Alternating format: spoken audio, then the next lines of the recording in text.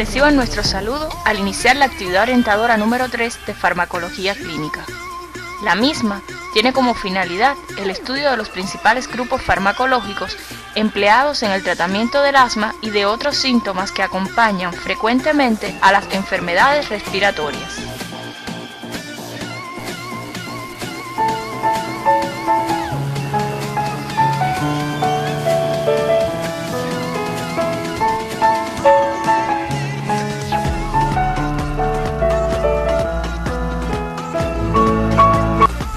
Los objetivos de este tema son explicar el uso de los medicamentos capaces de actuar sobre el sistema respiratorio a través de sus características farmacodinámicas, farmacocinéticas, efectos indeseables e interacciones medicamentosas.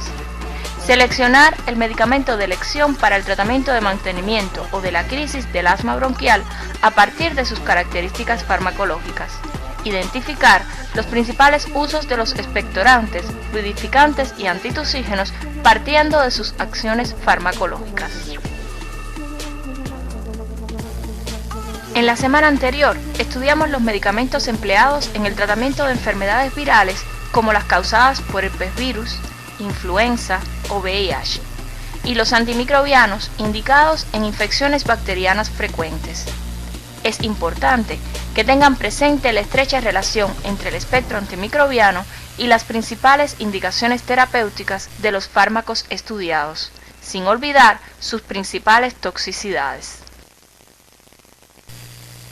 Durante esta semana comenzaremos el estudio de los fármacos empleados en el tratamiento de enfermedades respiratorias como el asma bronquial, de elevada morbilidad en todo el mundo. También abordaremos las características más importantes de los medicamentos indicados en síntomas que acompañan frecuentemente a las enfermedades respiratorias. Recientemente se ha aceptado la hipótesis de que el asma bronquial es una enfermedad básicamente inflamatoria de las vías aéreas, reversible, crónica y que cursa con un cuadro de hiperreactividad bronquial que ocasiona broncoconstricción y que puede ser prevenida y es tratable farmacológicamente. La inflamación crónica determina hipertrofia e hiperplasia del músculo liso bronquial, aumento del tono parasimpático que incrementa la broncoconstricción, infiltración celular, liberación de citoquinas con daño y pérdida de epitelio. Esta pérdida de epitelio ocasiona que los receptores de la fibra C queden expuestos a las sustancias irritantes y ello se cree constituye la base de la hiperreactividad bronquial. Hoy en día se identifican dos grupos de medicamentos para el tratamiento del asma bronquial: broncodilatadores y antiinflamatorios. Dentro de los broncodilatadores se destacan los agonistas beta 2 como el salbutamol, la terbutelina o el salmeterol, las xantinas como la teofilina y los anticolinérgicos como el bromuro de ipratropio. Dentro de los antiinflamatorios encontramos al cromolicato de sodio, el nedocromil y los glucocorticoides inhalados y sistémicos. Además, antagonistas de los leucotrienos como Sileutón y Montelukast. Los broncodilatadores son efectivos en revertir el broncoespasmo de la fase temprana, mientras que los antiinflamatorios como los glucocorticoides inhiben o previenen la respuesta inflamatoria en ambas fases. Por lo tanto, son útiles tanto en el tratamiento del ataque agudo como en la prevención de los síntomas. El resto de los antiinflamatorios solo es útil en la prevención de los síntomas. Los agonistas beta-adrenérgicos pueden ser selectivos, que solo actúan sobre los receptores beta 2 siempre que no se superen las dosis terapéuticas, y encontramos de corta duración salbutamol y terbutalina, que se utilizan en el control de los síntomas, y de larga duración el salmeterol, que no es útil en el broncoespasmo agudo. Los no selectivos, es decir, estimulan receptores alfa, beta 1 y beta 2 como la adrenalina, o beta 1 y beta 2 como el isoproterenol. Hoy en día están prácticamente en desuso por los efectos colaterales, especialmente cardiovasculares, derivados de la falta de especificidad y además por la escasa duración del efecto. Existen abundantes receptores beta 2 en el músculo liso de las vías aéreas.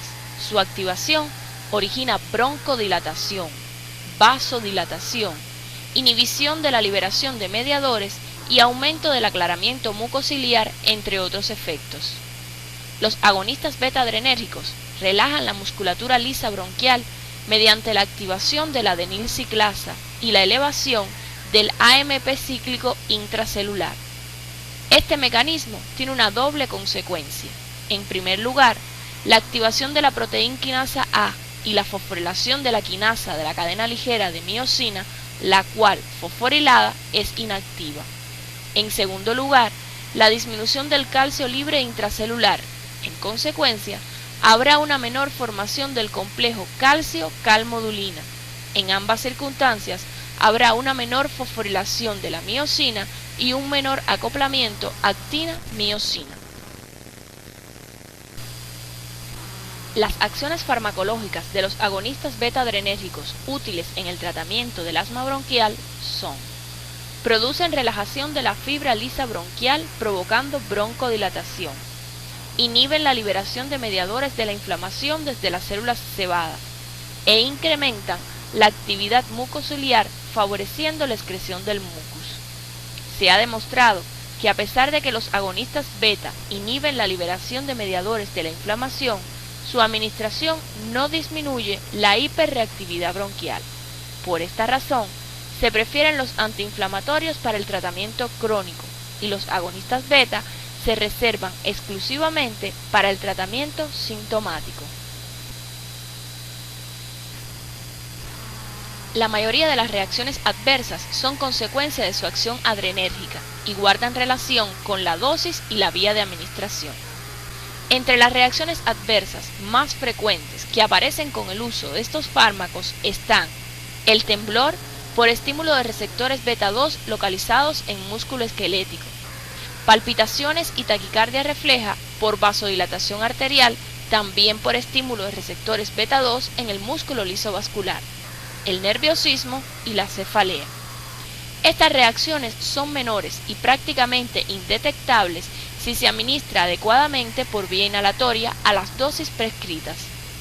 Para los agonistas beta-2 de larga duración, se ha hablado de un incremento del riesgo de muerte por asma, pero hay dificultades con la información de un ensayo clínico que debía aclarar esta situación. Por su rapidez de acción, eficacia y seguridad, los agonistas inhalatorios beta-2 adrenérgicos son idóneos para el alivio inmediato del broncoespasmo, por lo que constituyen el tratamiento de elección en las exacerbaciones agudas del asma. También son útiles para prevenir la broncoconstricción precipitada por el ejercicio y otros estímulos. Los que presentan una semivida larga, como el salmeterol, pueden ser útiles en el tratamiento del asma nocturna. La teofilina se emplea en medicina combinada con etilendiamina para incrementar su solubilidad y se conoce como aminofilina. Hoy en día está relegada a medicamento de segunda línea por sus características farmacocinéticas como tiempo de vida media muy variable e interacciones medicamentosas frecuentes. Además, sus reacciones adversas son muy frecuentes y dependientes de la dosis.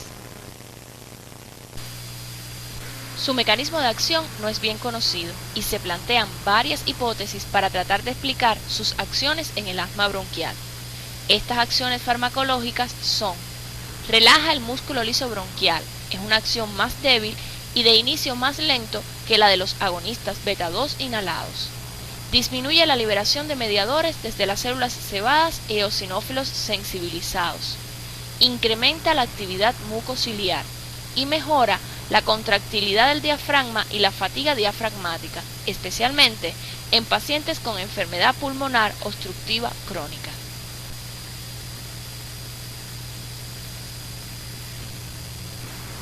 Posee además efectos cardiovasculares, estimulan la contractilidad cardíaca y se utilizó como inotrópico para ciertos casos de insuficiencia cardíaca, pero en la actualidad se halla superada por otros agentes inotrópicos y vasodilatadores. Efectos en el sistema nervioso central. Produce una activación generalizada del sistema nervioso y esta estimulación es dosis dependiente.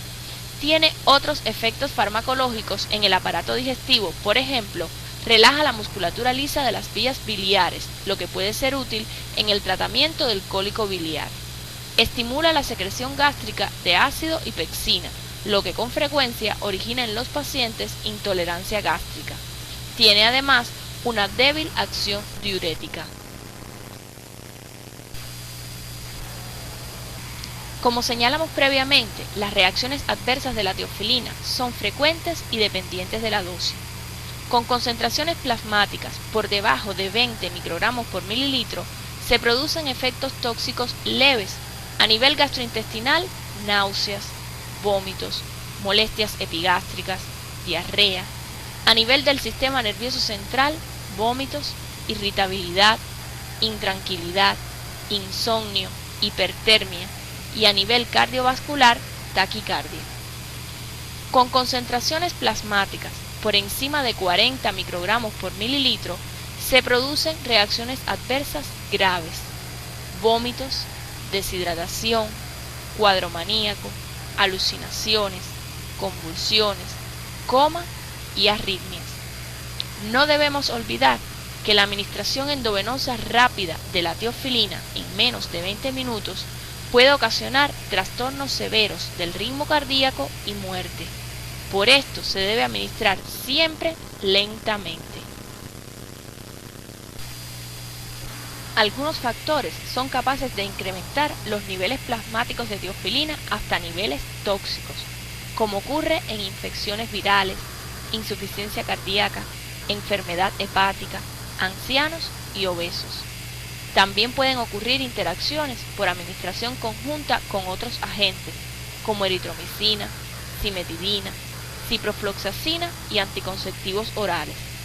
Otros factores hacen necesario aumentar la dosis debido a un aclaramiento aumentado, como por ejemplo en los fumadores o en los niños, y cuando se utilizan agentes antiepilépticos como fenobarbital o fenitoína, que son inductores enzimáticos. La combinación de teofilina y agonistas beta 2 no es sinérgica en el asma bronquial. El escaso margen terapéutico, la necesidad de monitorizar los niveles plasmáticos y las dudas respecto al beneficio adicional que aportan sobre los broncodilatadores beta-adrenérgicos han relegado a las antinas en la terapia del asma bronquial. La principal indicación de los derivados de liberación lenta de teofilina es el tratamiento del asma nocturno, aunque los corticoides inhalados y los beta-adrenérgicos de duración prolongada son probablemente más eficaces. Algunos autores continúan utilizando la teofilina de forma rutinaria para el tratamiento de las crisis agudas, pero no está claro que sea una ventaja. El bromuro de hipertropio es un antagonista inespecífico de los receptores muscarínicos M3 localizados en el músculo liso bronquial. Provoca broncodilatación, disminuye la secreción de mucus e incrementa la actividad mucociliar. Estas acciones son menos potentes que la de los agonistas beta 2. Se ha señalado que tiene una acción sinérgica con los agonistas beta 2, que puede ser de utilidad clínica en los ataques ligeros, moderados o severos del asma bronquial y en pacientes con enfermedad pulmonar obstructiva crónica. Su principal uso médico es en el tratamiento de la enfermedad pulmonar obstructiva crónica y en pacientes asmáticos que no responden a los agonistas beta 2, es decir, es un medicamento de segunda línea en el asma bronquial. Es seguro y bien tolerado. La reacción adversa que aparece con más frecuencia es boca seca y en ocasiones irritación faríngea. Los efectos anticolinérgicos son raros. El cromolicato de sodio, el nedocromil y el ketotifeno no tienen acción broncodilatadora. Disminuyen la hiperreactividad bronquial y su acción antiasmática es eminentemente preventiva. El mecanismo de acción no se conoce bien. Sus efectos profilácticos son la consecuencia de la inhibición de la descarga de mediadores de la inflamación provenientes de diversos tipos celulares, así como de la disminución en el número de células infiltrantes. Se conoce que disminuyen la respuesta de las fibras C a los irritantes bronquiales. inhiben la liberación de citoquinas desde las células T y disminuyen la migración de neutrófilos, eosinófilos y monocitos. El cromoglicato de sodio y el nedocromil son fármacos seguros. Los efectos adversos son pocos e infrecuentes. Raramente se observan broncoespasmos, edema laríngeo, cefalea, erupciones cutáneas y náuseas. Las más frecuentes son la tos y la irritación de las vías aéreas superiores. El nedocromil tiene el inconveniente de poseer un mal sabor. En el caso del ketotifeno, por su acción antagonista de los receptores H1 de la histamina, tiene una potente acción sedante. Se debe tener cuidado de no administrar con bebidas alcohólicas ni otros sedantes. También produce incremento del peso corporal por aumento del apetito. Su indicación es en la prevención de los síntomas. Se necesitan de 6 a 8 semanas para obtener una buena respuesta. Luego, no se debe desistir su uso hasta que transcurra ese tiempo. En el caso del ketotifeno, tiene una acción antihistamínica H1 que lo hace útil en el tratamiento de la rinitis alérgica. En el asma bronquial, solo se recomienda en niños pequeños que no pueden realizar la maniobra inhalatoria. Los avances en el conocimiento de la fisiopatología de la enfermedad y el surgimiento de preparados que se pueden administrar por vía inhalatoria y poco absorbibles han situado los glucocorticoides en la primera línea del tratamiento del asma. Son los agentes antiinflamatorios más potentes utilizados en la enfermedad. Son útiles tanto en el alivio de los síntomas como profilácticos y se pueden utilizar por vía inhalatoria y sistémica. La utilidad de los fármacos de este grupo en el asma bronquial se explica por su acción antiinflamatoria. Disminuyen el cúmulo de células inflamatorias, sobre todo de eosinófilos. Disminuyen la liberación de mediadores de la inflamación. Disminuyen la permeabilidad vascular. Restablecen la respuesta de los receptores beta 2 a sus agonistas. Por todo lo anterior, disminuyen el edema de la mucosa, la secreción de mucus y la broncoconstricción. Los glucocorticoides inhalados son bien tolerados. Los efectos adversos que con mayor frecuencia aparecen son la candidiasis oral y la disfonía, lo que se puede disminuir recomendando a los pacientes enjuagarse bien la boca después de cada inhalación y con el uso del espaciador. En los niños puede verse un retraso del crecimiento que solo acostumbra a repercutir en la talla final del adulto, cuando las dosis son altas y los tratamientos muy prolongados. Se han descrito, especialmente en mujeres y ancianos, también con tratamientos prolongados y dosis altas, adelgazamiento y enrojecimiento de la piel. Durante la administración de ciclos cortos de glucocorticoides por vía sistémica, no más de 3 semanas ni de 4 ciclos por año, no aparecen reacciones adversas serias. Las que aparecen son reversibles en su mayoría. No se contraindica su uso en el embarazo ni en la lactancia en pacientes con asma bronquial, puesto que la relación beneficio-riesgo siempre es superior. Los glucocorticoides inhalados más empleados en los tratamientos prolongados del asma persistente son beclometasona y budesonida. Son los medicamentos más efectivos para el tratamiento del asma bronquial. Disminuyen los síntomas, el consumo de agonistas beta 2 inhalados, las exacerbaciones y los ingresos hospitalarios. Están indicados en el tratamiento profiláctico en el asma ligera moderada, y los glucocorticoides sistémicos se reservan para las exacerbaciones agudas y en el asma intensa crónica. En la asignatura Farmacología 1 estudiamos los leucotrienos y conocimos que los fármacos que modifican la acción de estos son útiles en el asma. Se incluyen en este grupo a los inhibidores competitivos de los receptores cisteínicos, montelukast y zafirlukast, y los inhibidores de las 5-lipoxigenasas, Xileuton. En cuanto a las reacciones adversas, debemos tener presente que no se dispone de mucha información en administraciones prolongadas. Por periodos cortos, semanas, meses, las reacciones adversas más frecuentes son trastornos gastrointestinales y cefalea. Se han reportado algunos casos de eosinofilia similares a la vasculitis de Church-Strauss, pero sin hepatotoxicidad. no se deben emplear durante el embarazo o la lactancia. Aunque no se ha establecido bien su importancia en el tratamiento del asma bronquial, son fármacos, por ahora, para el control a largo plazo y la prevención de los síntomas en pacientes mayores de 12 años, con asma leve o moderada. Durante el estudio independiente, debes revisar en el libro de texto y los materiales complementarios que se encuentran en el CD de la asignatura las características farmacocinéticas de los medicamentos antiasmáticos. Uno de los motivos de consulta más frecuente en la atención primaria es el catarro común o rinofaringitis aguda catarral, que es una infección respiratoria alta causada por diferentes tipos de virus. El tratamiento del catarro común está dirigido a atenuar los molestos síntomas que lo acompañan, mediante el empleo de antitusivos, descongestionantes nasales, expectorantes y mucolíticos.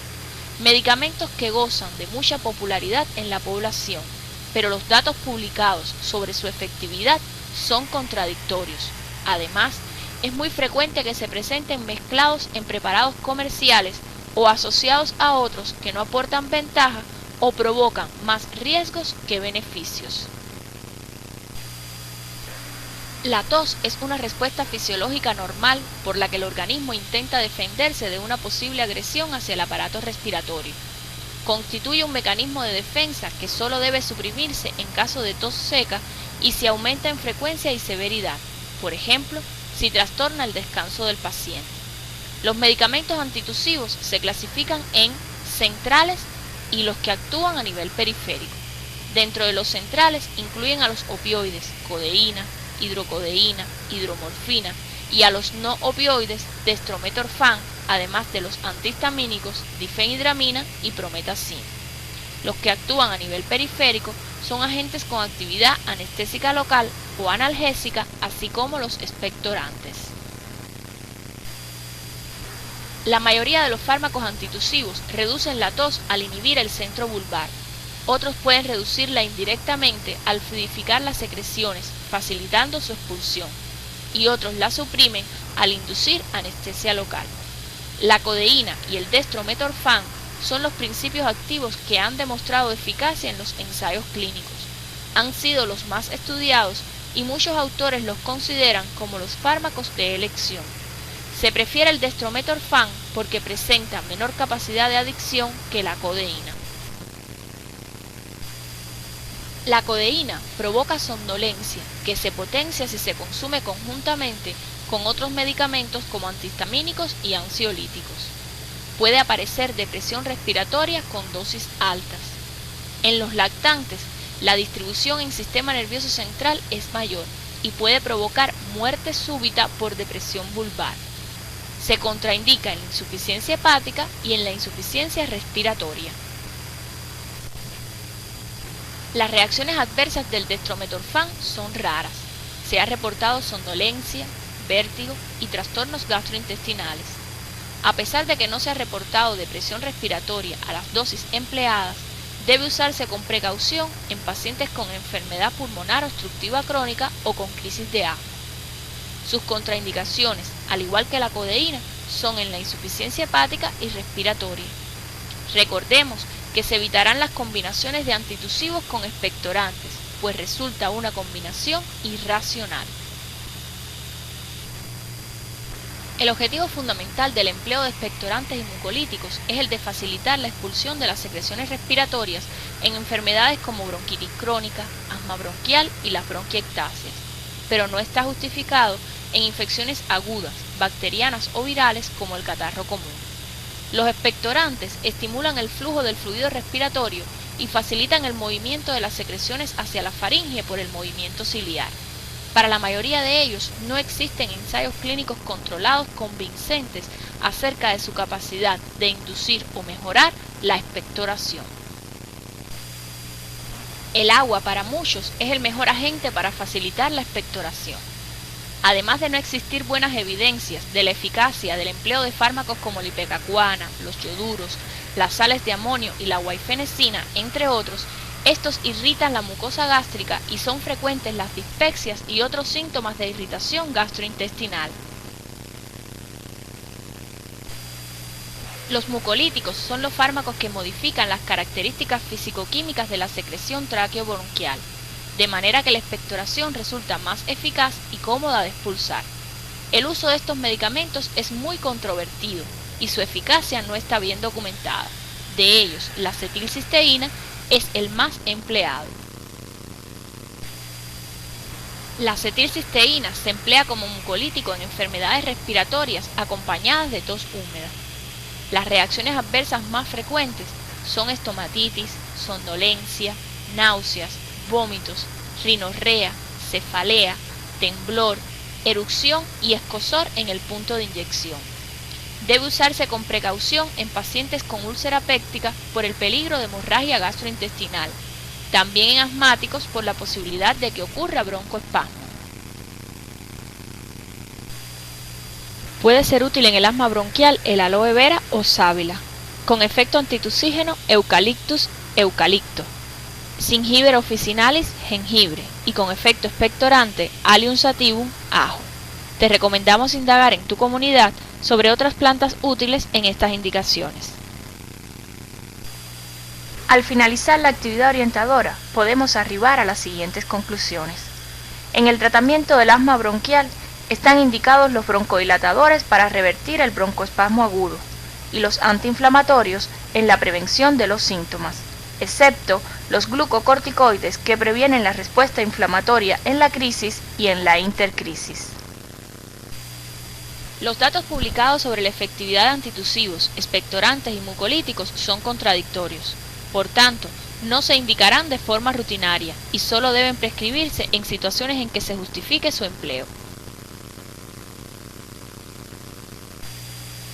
Este tema lo puedes revisar en el libro de texto Farmacología Humana de Flores. No olvides revisar otros materiales que se orientan en la guía de estudio del tema y se encuentran en el CD de la asignatura. El resurgimiento de la tuberculosis es uno de los problemas más graves de salud pública en el mundo, y su control requiere de medidas terapéuticas adecuadas. En la próxima actividad orientadora, estudiaremos los fármacos utilizados en el tratamiento de esta enfermedad y de la lepra.